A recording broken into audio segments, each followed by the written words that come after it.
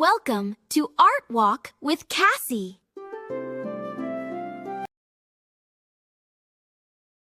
Among the major artistic responses to the crises of the early 20th century, Giorgio Morandi stands out as an unusual figure, for he did not answer violence with visual violence.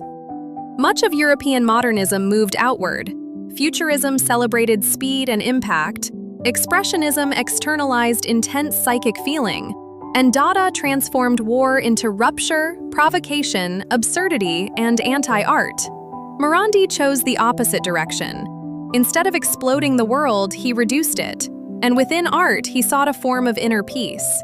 That is precisely what makes his work distinctive. His still lifes and landscapes are political, engaging with reality. Rather, they register the modern crisis by refusing spectacle. In an era that repeatedly dramatized fracture, Morandi pursued what we might call an inward order, a disciplined, private, almost monastic reconstruction of balance through the smallest possible means. His difference from the dominant, outward-facing avant-gardes is therefore not merely stylistic. It reflects a fundamentally different theory of response. Morandi was born in Bologna in 1890 and spent most of his life there, working in relative seclusion and concentrating primarily on still lifes, along with some landscapes and prints. His mature reputation rests on his repeated depictions of bottles, jars, bowls, boxes, and vases, arranged in small, carefully measured groups and painted in muted tones. His style is immediately recognizable: compressed space, restrained light, low-key color, and subtle tonal transitions. Museum commentary repeatedly describes his work as contemplative, meditative, and carefully balanced, emphasizing his repeated use of ordinary objects, muted grays and earth tones, and the quiet harmony created through light and shadow. Morandi's art transforms ordinary things into proportion and stillness. Morandi's inward order begins with his choice of subject. He did not seek the extraordinary. Instead, he returned obsessively to the same modest objects, because they allowed him to test pure relations. In Morandi, a bottle is never just a bottle. The drama of the painting lies in how one form leans toward another, how one edge nearly disappears into shadow, and how a small shift in spacing can alter the entire equilibrium. This inward order is also visible in his method of composition. His arrangements are controlled but never rigid. The difference remains, but only as a micro-difference.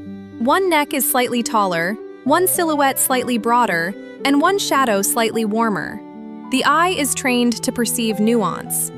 In this sense, Morandi's work can be understood as an experimentation with balance. Color deepens this effect. Morandi's palette is famously subdued. Dusty grays, chalky whites, ochres, pale browns, and muted pinks. Loud color would make the object assert itself too quickly. Morandi wanted the object to emerge slowly, almost as if from silence. The result is restraint. His printmaking confirms the same tendency. In etching, Morandi worked through tonal pressure, edge, and disciplined simplification.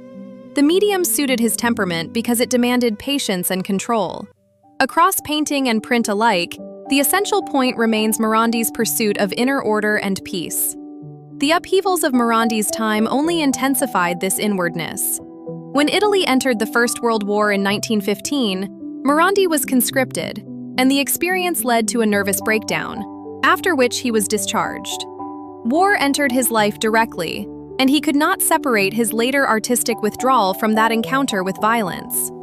From an art historical perspective, this shift is visible in the tightening of form. One account notes that during World War I, his still lifes became more reduced in compositional elements and purer in form. These changes suggest greater simplicity, order, and detachment. Before this consolidation, Morandi had moved through phases of Cézannean construction and metaphysical painting, in which objects could still carry a certain estrangement or conceptual tension. After World War I, his works became more disciplined and more fully committed to quaint relations. The contrast is also between two different kinds of modernism within Morandi himself. The earlier Morandi was still experimenting with earlier avant-garde possibilities such as Cubism and Futurism. Later, he narrowed the field, making his personal style, one that emphasizes simplicity and inner peace, more prominent. This period is where the pressure of the interwar and wartime decades becomes especially important. In a world of noise, militarization, and public coercion, Morandi chose detachment and inward retreat. Morandi treated painting not as a vehicle for public intervention, but as a self-sufficient field of order. Many modern movements began by claiming artistic autonomy, yet often redirected that freedom outward, into satire, protest, or cultural attack. Dada is a clear example. It rejected academic convention and bourgeois taste in the name of artistic freedom, but quickly turned that freedom into social mockery and political negation. Morandi's autonomy works differently. In his still lifes and landscapes, art does not become a weapon against society so much as a discipline governed by its own internal laws. The repeated bottles, jars, and boxes, along with the muted tonal range, matter here because they present a pure focus on the essential concerns of painting: spacing, volume, contour, light, and balance. What matters is not what the objects symbolize in public life, but how painting can produce clarity, calm, and structure through the arrangement of things on a surface. In that sense, Morandi finds confidence in art's inner power. His work suggests that painting possesses its own internal logic even in a fractured age, and that this logic is itself enough.